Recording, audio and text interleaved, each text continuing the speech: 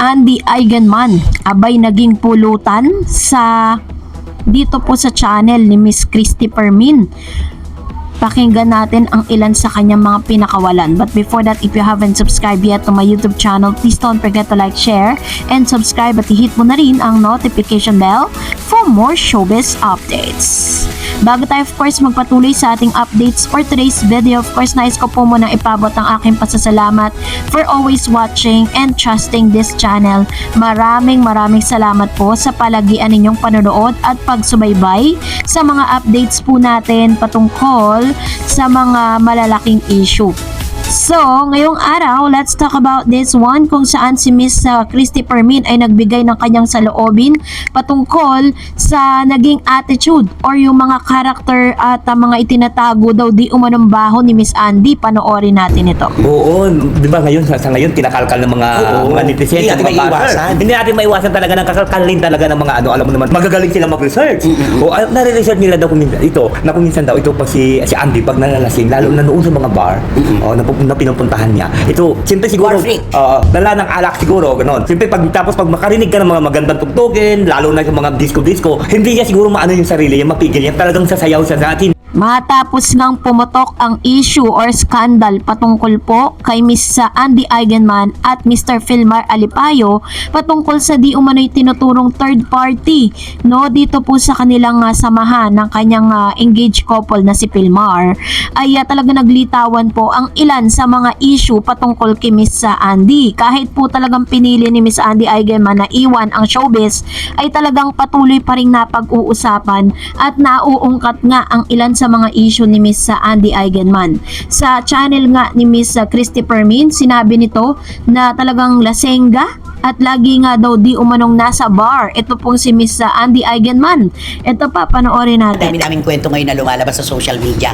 Ito hindi natin alam nung una, pero ngayon na nakakalkal na, syempre, nababasa natin, di ba? Na kapag nasa bar siya at langon-langon ang aaway, kung sino-sino inaaway niya, war freak siya.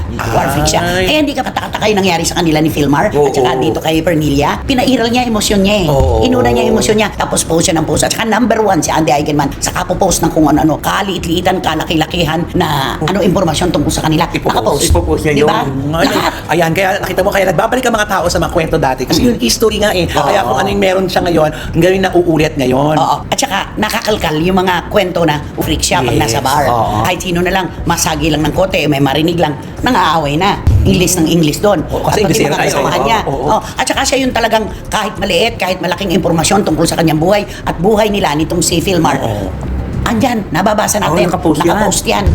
Ganito nga pinakawalan ni Miss Christy Permin ang ilan sa mga nasagap niya mula sa kanyang sinasabing di umano'y source na itong si Miss Andy Eigenman di umano ay mahilig di umanong uminom sa mga bar, at sinabi pa nito, diretsahan niyang sinabi na war freak ang isang Andy Eigenman. So sinasabi niya na maaaring sa mga panahon na sila po ay nagkakaroon ng di pagkakaunawa ni Andy or ni Filmar Alipayo, ay pag-inom ang isa sa mga nagiging comfort zone nitong si Miss Andy Eigenman para mailabas ang kanyang sama ng loob. Pero syempre, ang pinapunto lang natin dito is that parang pinalalabas kasi ng ilang mga marites at ilang mga sawsawero at sawsawera sa isyong ito na parang si Andy talagang dinidikdik po nila at may pinakamalaking kasalanan. While in fact, kung titignan natin, isa sa pinakamalaking kasalanan dito ay walang iba kundi si Mr. Filmar Alipayo. Bakit hindi si Filmar ang kalkalin nila at hindi si Filmar ang kanilang sagarin sa mga hindi kagandahang salita na sinasabi po nila, kesa naman kay Andy Eigenman na alam natin ni si Andy isa rin sa mga biktima ng cheating issue na ito. Hindi mang tahasang inamin at patuloy na tinatanggi ni Filmar at ni Miss Pernilla Zo, maging ng mga kaibigan nitong si Filmar na si Miss Ellen Adarna at si Mr. Derek Ramsey na wala nga silang di umano'y relasyon, pero in the end, isang babae po ang nasaktan. Yun po ay si Miss Andy Eigenman. Kahit ano pa pong nakaraan ni Andy at kahit ano pa ang ginagawa niya, no, ay hindi pa rin po pwedeng burahin yung mga sakit at yung mga hinanakit at mga heartaches na kanyang naranasan dun po sa kanyang mga ipinost sa social media. Para kasing ang dating kasi sa tao na parang si Miss Andy Eigenman ang pinaka may kasalanan sa lahat ng ito dahil lang nag-post po siya sa social media.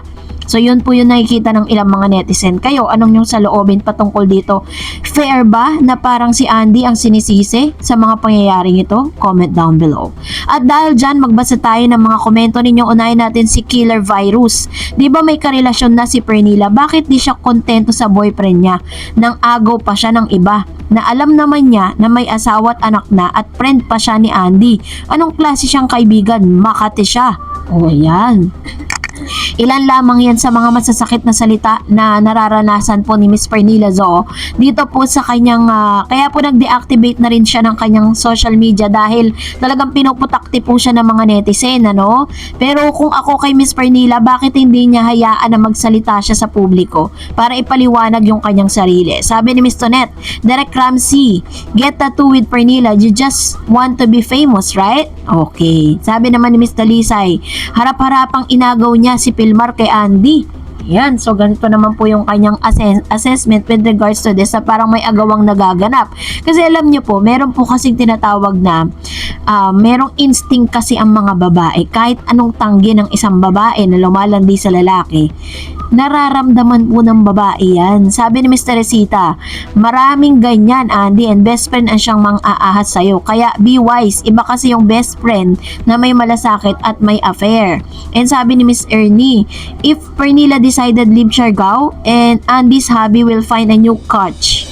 He has 4 kids from 3 women. Life still goes on. Alam mo, may katwiran siya. Ang talaga may problema talaga dito si Pilmar. 'Di ba? At hindi yung mga babaeng, kasi kahit ano pong lapit ng isang babae at kahit ano pang gawin ng isang babae pag ayaw ng lalaki.